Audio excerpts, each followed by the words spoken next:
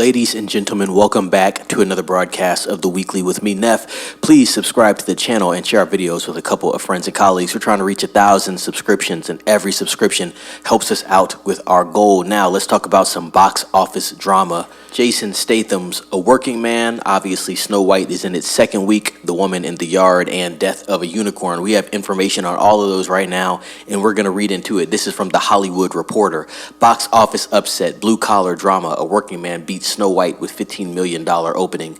The dismal performance of Snow White in its second week is more bad news for Disney and puts the live-action pick in official bomb territory after falling off a steep 66%. Middle America is taking charge of the box office, where David Ayer's blue-collar drama Working Man beats Snow White in a surprise upset with a better-than-expected domestic opening of $15.2 million from 3,200 theaters. Snow White took in $14.2 million from 4,200 locations, a steep decline of 66%. Almost 70% there, as the live-action update continues to be dogged by poor word of mouth and controversial headlines over its titular star, Rachel Zegler. The film's domestic tally throughout Sunday is a muted $66.8 million domestically and $143 million globally. However, Disney isn't waving the white flag of defeat and says its movie could still avoid biting the poison apple because of rolling spring breaks over the next few weeks and little competition in terms of films targeting girls and females. But the film's dismal performance in its second week is more bad news for Disney and puts Snow White in an official bomb territory position, considering it cost roughly $370 million to market and produce this film. And that's one thing that we didn't talk much about, ladies and gentlemen. Yes, the production cost was $270 million, but that's just for production. When you factor in marketing and other things that go into promoting the film, obviously that cost roughly $100 million for Disney. Working Man's victory comes at a symbolic juncture for Amazon MGM Studios, which late last week saw the surprise ouster of studio head Jennifer Salke as it embarks on an ambitious journey to become a new major Hollywood studio with global distribution powers after acquiring rights to the James Bond franchise. Her exit came on the eve of CinemaCon, where Amazon MGM will present for the first time this coming week.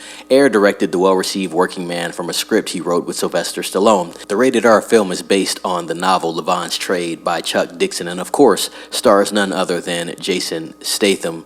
The story follows a black ops vet, Statham, who left behind a decorated military career to live a simple life working construction. But when his boss's daughter, who is likely family to him, is taken by human traffickers, his search to bring her home uncovers a world of corruption far greater than he ever could have imagined. Also opening this weekend is Fathom's latest big screen showing of The Chosen series, The Chosen: The Last Supper Part 1, which placed third with a pleasing $11.5 million from 2,200 theaters.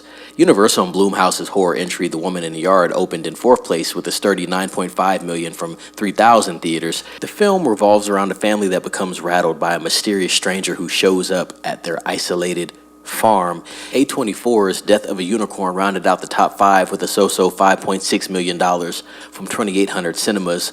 The horror pick stars Jenna Ortega and Paul Rudd, and I think it is kind of like a horror/comedy film, to be quite honest. So I don't think it's going to have the edge that something like Hereditary would have. That's another A24 horror film there to compare.